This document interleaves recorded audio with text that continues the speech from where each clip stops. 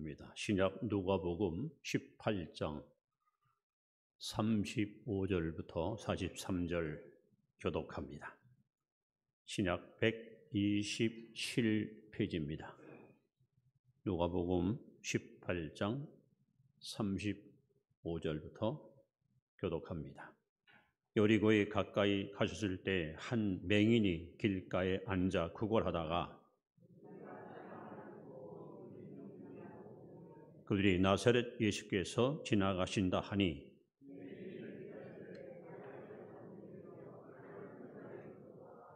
앞서가는 자들이 그를 꾸짖어 잠잠하라 하되 그가 더욱 크게 소리질러 다윗의 자손이여 나를 불쌍히 여기소서 하는지라.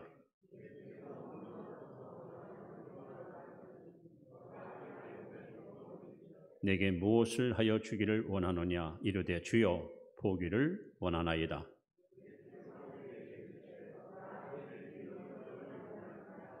같이 봅니다. 곧 보게 되어 하나님께 영광을 돌리며 예수를 따르니 백성이 다 이를 보고 하나님을 찬양하니라. 아멘. 교회 소식을 알려드립니다. 우리에게 주님의 이름으로 사랑하고 축복합니다. 3월 한 달 동안도 믿음으로 승리하시 바랍니다. 제가 신학교 4학년 때 인천에서 특수 목회하는 그 동기 목사님이 하루 와서 좀 부흥회를 인도달라고 요청을 받아서 기대를 가지고 교회를 찾아갔습니다. 이게 무슨 특수 목회인가 하면은 약 한 46명이 한 건물 안에서 집단 생활하는데 이분들이 전부 시각장애인입니다. 전부 맹인들입니다. 맹인. 저는 그곳에 가서 크게 느낀 것이 사람들이 장애를 갖고 있지만 가장 불쌍하고 가장 안타까운 장애자가 바로 맹인이 아닌가. 사랑하는 가족, 친척, 친구 아무도 볼 수가 없고 캄캄함 속에서 평생을 살아가는 그들의 처지가 얼마나 안타까운지 그곳에 가서 참 많은 인생의 의미를 깨닫게 되었습니다. 오늘 본문에 보시면 여리고 입구에서 한 맹인이 시각장애자가 예수님을 만나서 운명을 뒤바뀐 우리말로 하면 팔자를 고치는 역사적인 사건이 기록되어 있습니다. 자, 이 사람은 물론 성경에 바디메오라고 써 있지만 사실 이름이 없습니다. 디메오의 아들 이렇게 써 있습니다. 그리고 디메오라는 말은 불결하다. 그러니까 자식을 낳는데 한마디로 불결한 거야. 쓸모없는 거야. 그래서 이름도 지어주지 않고 불결한 자식, 불결한 아들. 거기다가 눈을 잃어서 평생 떠보지 못하고 또 거지, 길거리에서 동량을 구하는 여러 가지 정황을 볼 때 가장 불쌍하고 가장 안타까운 저주받은 운명을 지고 산 사람이 바로 바디메오가 아닌가 생각합니다. 여러분, 얼마나 이 자식이 참 저주스러우면 이름도 지어주질 못한 채 남원서부터 맹인으로 태어나 길거리에 버려져서 지나가는 사람한테 동량을 구하고 겨우겨우 입에 풀칠하고 살아가는 바디메오의 이 형편과 처지를 한번 생각해 보십시오. 가장 불행한 사람, 가장 저주받은 운명, 가장 불쌍한 인생을 살았던 이 바디메오가 여러분 놀랍게도 예수님을 만나서 인생이 바뀝니다. 운명이 바뀝니다. 여러분도 저도 예수님 만나면 우리의 불행이 행복으로, 우리의 실패가 성공으로, 우리의 죽음이 생명으로 바뀔 줄로 믿습니다. 이 저주받은 운명을 끌어안고 하루하루 겨우 목숨을 부지했던 바디메오가 어떻게 새로운 사람으로 변화받았을까요? 오늘 예수님께서 42절에 이렇게 말씀합니다. 내 믿음이 너를 구원하였느니라. 즉 이 바디메오를 변화시킨 이 저주받은 음령이 축복으로 바뀐 결정적인 이유가 뭡니까? 믿음 때문이었습니다. 내 믿음이 너를 구원하였느니라. 오늘 저와 여러분이 믿음만 있으면, 여러분 마음속에 이 믿음만 있으면 우리는 얼마든지 승리할 수 있고 번영할 수 있고 성공할 수 있고 그리고 위대한 일꾼으로 쓰임받을 수 있습니다. 그럼 바디메오가 도대체 어떤 믿음을 가졌기에 예수님께서 그 믿음을 칭찬하셨고 지긋지긋하게 고통 속에 살았던 이 맹인 바디메오가 눈을 뜨고 새로운 행복의 축복의 길을 걸어갔을까요? 그 첫 번째는 바로 38절에 바디메오의 믿음이 이렇게 소개됩니다. 한마디로 예수를 그리스도로 믿는 믿음이었습니다. 다시 한번 38절을 다 같이 읽어보겠습니다. 시작. 맹인이 외쳐 이르되 다윗의 자손 예수여 나를 불쌍히 여기소서 하거늘.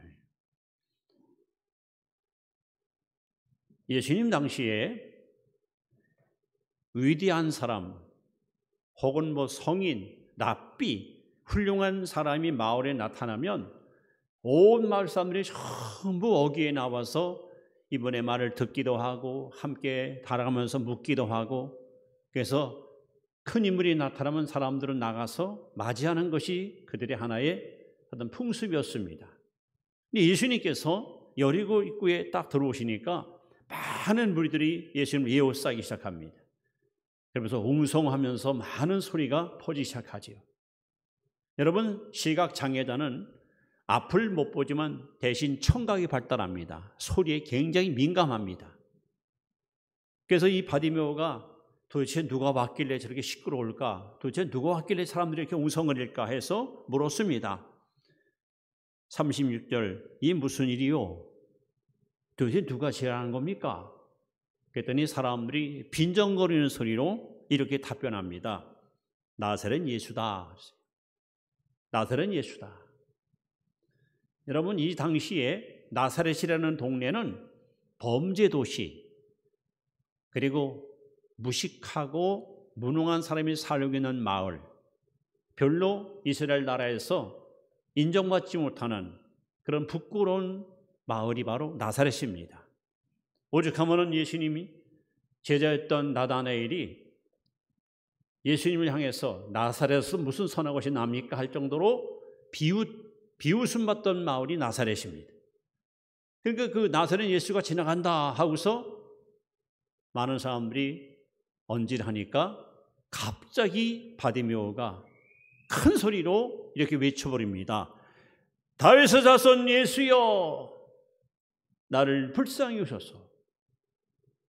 많은 무리들은 나사렛 예수라고 전해줬지만 바디메오는 나사렛 예수가 아니고 다윗의 자손 예수. 이게 무슨 뜻일까요? 구약성경 이사야 11장 1절에 보시면 이 새의 싹에서 뿌리가 나와, 즉 아버지 이새에게서 다윗이가 태어나고 이 다윗을 통해서 메시아 그리스도가 이 땅에 올 것을 성경에 수없이 예고했습니다. 지금 바디메오는 많은 사람들은 예수님을 나사렛 예수로 믿고 그렇게 불렀지만 바디메오는 바로 그 예수를 다윗의 자손, 즉 메시아 그리스도로 믿었습니다. 이것이 바로 바디메오가 운명을 바뀌는 결정적인 동기가 된 것입니다.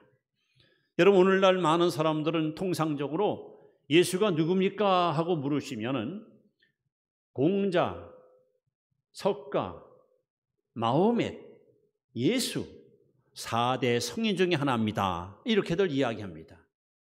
교과서에 이렇게 기록되어 있고 많은 사람들은 그렇게 인식하고 있습니다. 마치 본문에 등장하는 많은 유대인들이 나사렛 예수 하는 것처럼. 그러나 바디메오는 아닙니다. 바로 이분이 누구냐?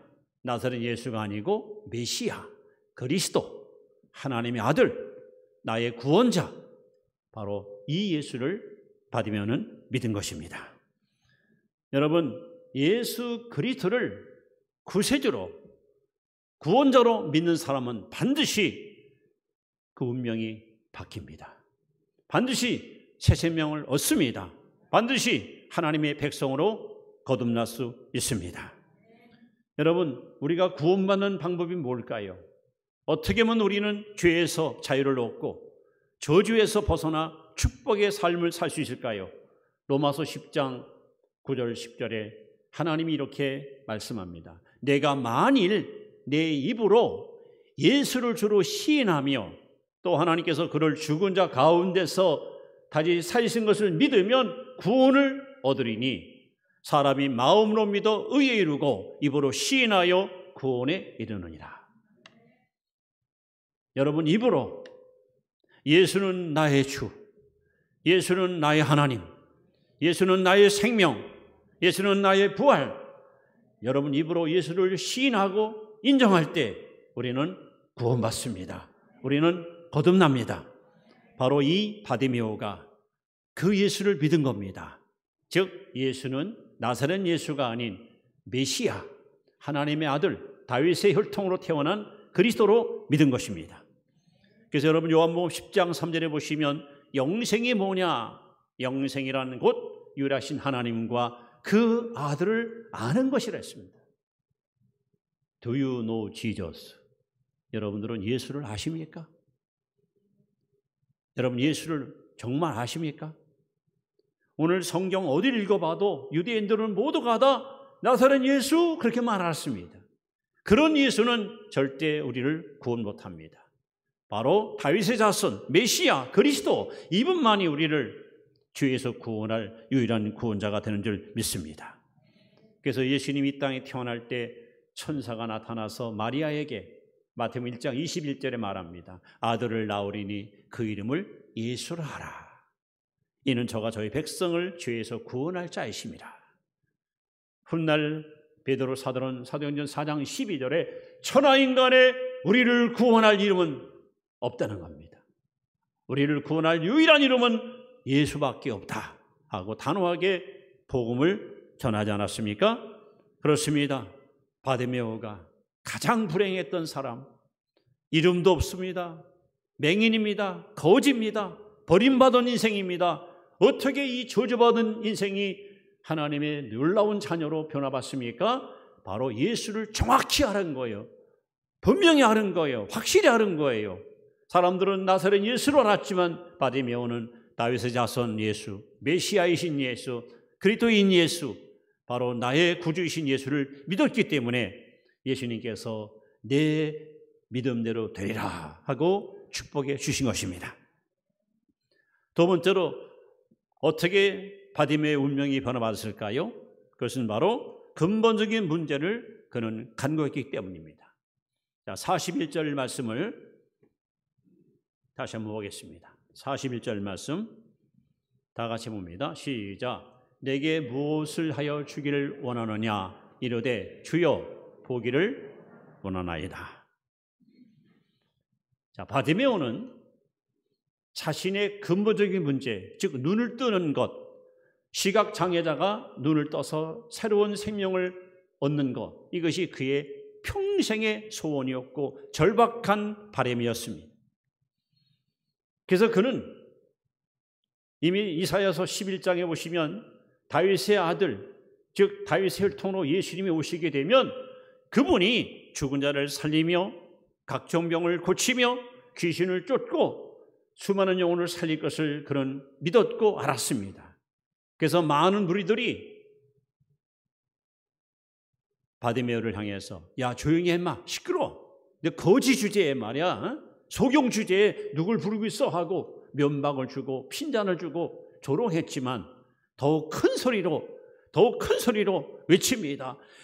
다윗의 자손 예수야 나를 불쌍히 여소서. 지금 여기 수많은 군중이 모였기 때문에 그야말로 막 왁자지껄합니다. 그 소음이 막 진동하는 거예요.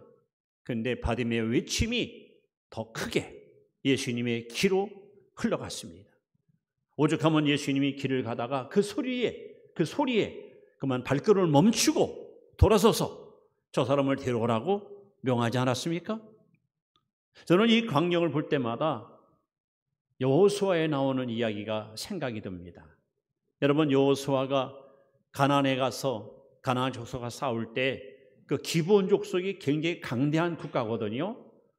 그들과 전투가 벌어지는데 해가 이제 서산에 넘어가면 밤이 되면 이 전쟁이 소강산으로 빠져요.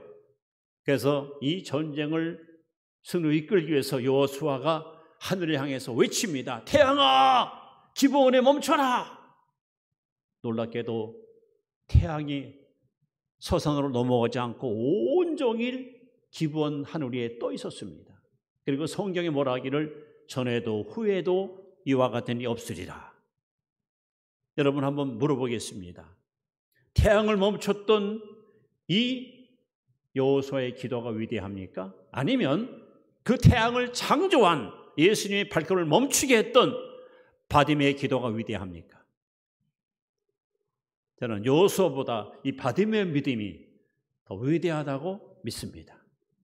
왜냐하면 여호수아는 태양을 멈췄지만 바로 바디메오는 그 태양을 창조한 예수님의 발걸음을 멈추게 했던 것입니다.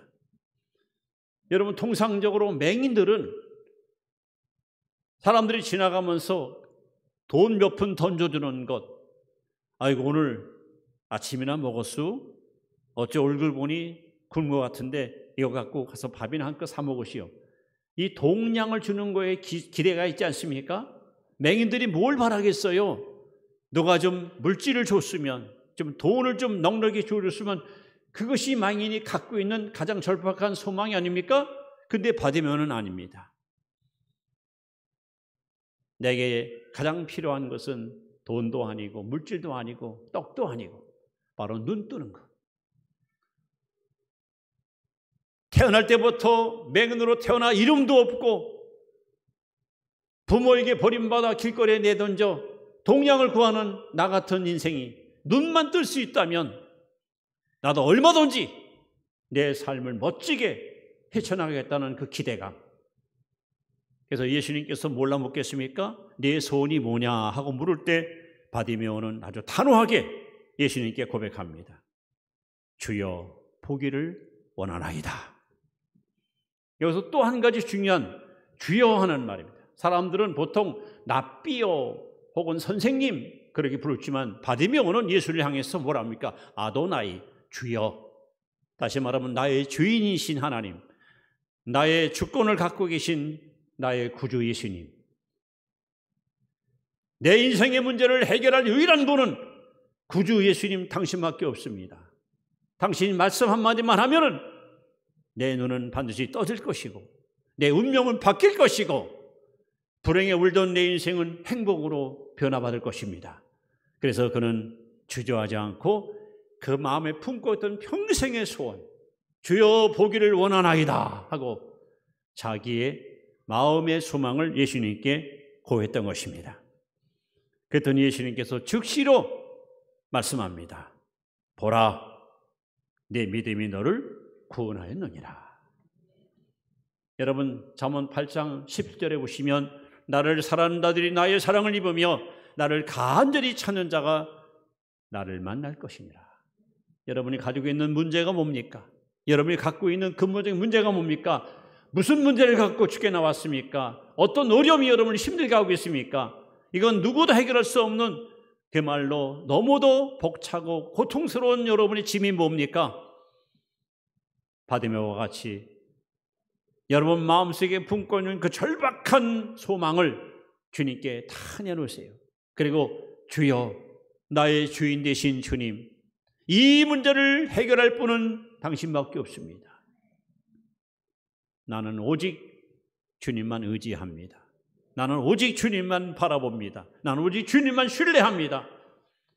하고 여러분 마음의 소망을 하나님 보좌 앞에 내놓을 때에 여러분 믿음을 주님이 귀히 여기시고 이 시간 반드시 응답 주실 줄 믿습니다.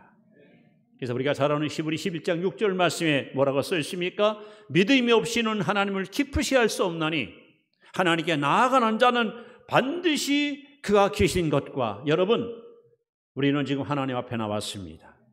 하나님은 반드시 여러분 곁에 계십니다. 이곳에 계십니다. 우리와 함께 하십니다. 그러니까 무엇이든지 여러분이 구하면 응답 주실 겁니다. 축복하십니다. 역사하십니다. 바디메오는 다윗의 자손 예수, 메시아, 그리스도, 이분만이 내 운명을 바꿀 수 있는 유일한 구주임을 믿었기 때문에 그는 주저하지 않고 보기를 원합니다 하고 마음의 절박한 소망을 주님께 아뢰었고, 예수님은 그 믿음을 보시고 그의 눈을 뜨게 하시어 바디메오는 그야말로 행복의 주인공으로 바뀌게 된 것입니다. 뿐만 아니라 우리가 운명을 변화시킨 또 하나의 우리가 본받을 교훈이 있습니다. 이번에 세 번째는 43절에 보시면 43절에 다시 봅니다. 시작. 곧 보게 되어 하나님께 영광을 돌리며 예수를 따르니 백성이 다 이를 보고 하나님을 찬양하니라. 저는 이 장면을 볼 때마다 이런 생각을 해봤습니다. 성경에 많은 불행한 사람이 등장하지만 바디메오는 가장 불행했지만 가장 행복한 사람이었다. 왜? 지금까지 한 번도 아무것도 못 봤잖아요. 부모님 얼굴도 모르고 가족 이름도 얼굴도 표정도 아무것도 못 봤잖아요. 사람들은 하늘을 보고 야 하늘이 맑다, 산을 보고 야 산의 나무가 아름답다, 모두가 노래하지만 도대체 아름다운 것이 뭔지 맑은 것이 뭔지 아무것도 몰랐잖아요. 그런 바디메오가 눈을 뜨자마자 제일 먼저 뭘 봤을까요? 뭘 봤을까요? 예수님을 봤어요. 예수님. 그래서 저는 바디메오는 진짜 복 있는 사람이다. 세상에 처음으로 이 다쳤던 눈이 열리면서 바로 그 앞에 서 계신 예수님을 보았으니 바디메오는 얼마나 행복한 사람입니까? 그 예수를 본 사람, 그 예수를 만난 사람에게는 반드시 따라오는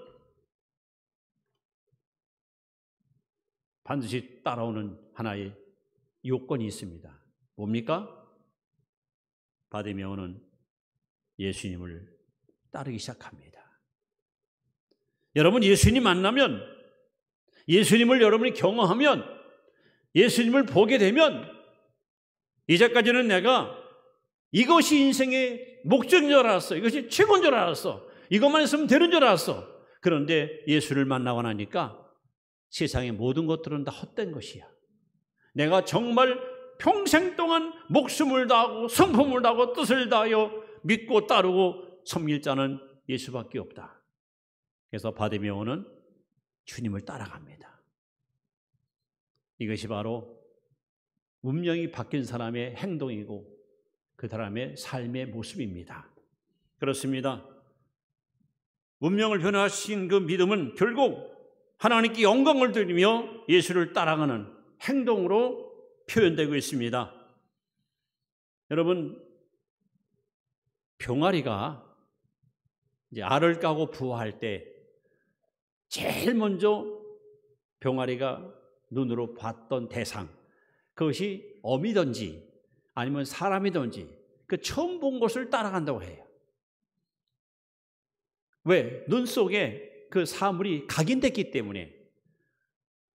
그래서 만약에 그것이 어미면은 어미를 따라가고, 만약에 그 주인이면 사람을 따라가고. 우리 사람도 예수님 만나서 여러분 거듭나 변화받으면 우리는 아무것도 안 보여. 예수님만 보여. 그분만 섬기고 싶어. 그분만 사랑하고 싶어. 그래서 오늘 저와 여러분들은 주님을 따라 이 자리까지 나오신 줄로 믿습니다. 아무리 내가 문제 해결받고 새로운 피조물로 거듭났더라도 주님을 따라가지 않으면 여러분의 운명은 확실하게 분명하게 변화받기가 쉽지 않습니다. 여러분의 운명이 진짜 바뀌었다면 우리는 오직 길이요 진리요 생명 되시는 주님을 따라가는 그 행동이 뒷받침할 때에 저 사람은 주님의 제자가 됐구나. 저 사람은 진짜 신자가 됐구나. 저 사람은 정령 그리스도인이구나. 사람들은 비로소 인정하게 되는 것입니다. 사랑하는 성도 여러분, 가장 불행했던 사람, 나면서부터 아무것도 못 보는 소경으로 태어나 이름조차 갖지 못한 아까 말한 대로 불결한 자식 바디메오. 이 불행하고 저주받았던 이 바디메오가 어떻게 해서 여러분 운명이 바뀝니까? 그것은 바로 믿음 때문이었습니다. 무슨 믿음입니까? 바로 예수는 그리스도다. 예수는 메시아다. 예수는 바로 나의 구세주다. 이 믿음이 그의 운명을 바꿨습니다. 어떻게 운명이 바뀌었습니까? 이분만이, 예수님만이 나를 새롭게 할 수 있고, 나를 치료할 수 있고, 나를 거듭나게 할 수 있고, 나에게 참된 행복을 줄 수 있는 유일한 구주이심을 그는 믿었습니다. 그래서 그의 운명이 바뀐 것입니다. 어떻게 운명이 바뀌었습니까? 이제부터 내가 영원히 섬기고 따라갈 분은 바로 다윗의 아들인 다윗의 자손 예수밖에 없다고. 그는 모든 걸 다 포기하고 우리 주님을 따라 나서기 시작합니다. 그러므로 이 사람의 운명은 바뀌었고 여리고성에서 가장 복 있는 사람으로 인정받게 되었습니다. 그런데 여기서 한 가지, 지금 예수님은 어디로 가는 길이었습니까? 여리고를 지나 예루살렘으로 올라가는 길이었습니다. 왜 올라가십니까? 십자가에 못 박아 죽기 위해서 가는 마지막 고난의 길이었습니다.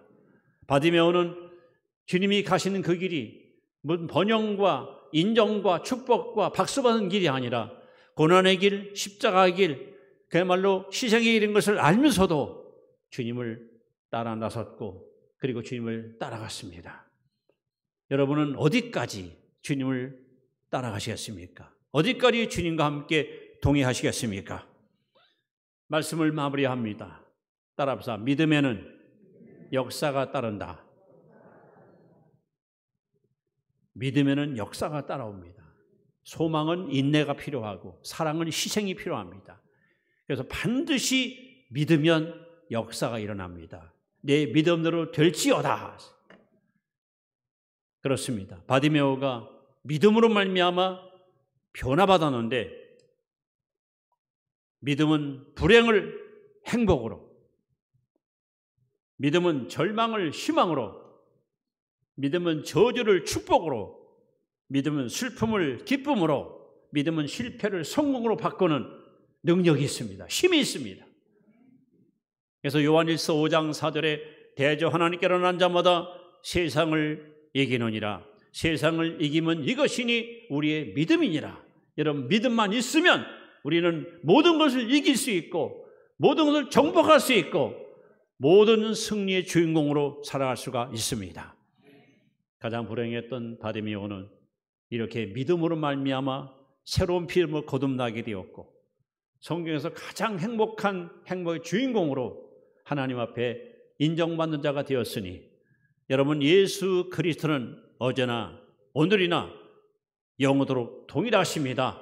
예수님은 이 시간 성령으로 이 교회 안에 우리 곁에 오셔서 여러분의 사정을, 형편을 다 헤아려 주시고 여러분의 소망과 기도 제목을 응답해 주시는 주님이십니다. 여러분, 운명은 바뀔 수 있습니다. 예수만 바로 알고 마음의 소망을 바로 아뢰면 바디메오를 새롭게 변화시킨 우리 하나님께서 저와 여러분들을 반드시 새로운 피조물로 굳게 세우시어 이 땅에 사는 동안 얼마든지 성공과 번영과 행복을 누리며 하나님 앞에 쓰임받는 복된 성도로 우리를 이끌어 주실 것입니다.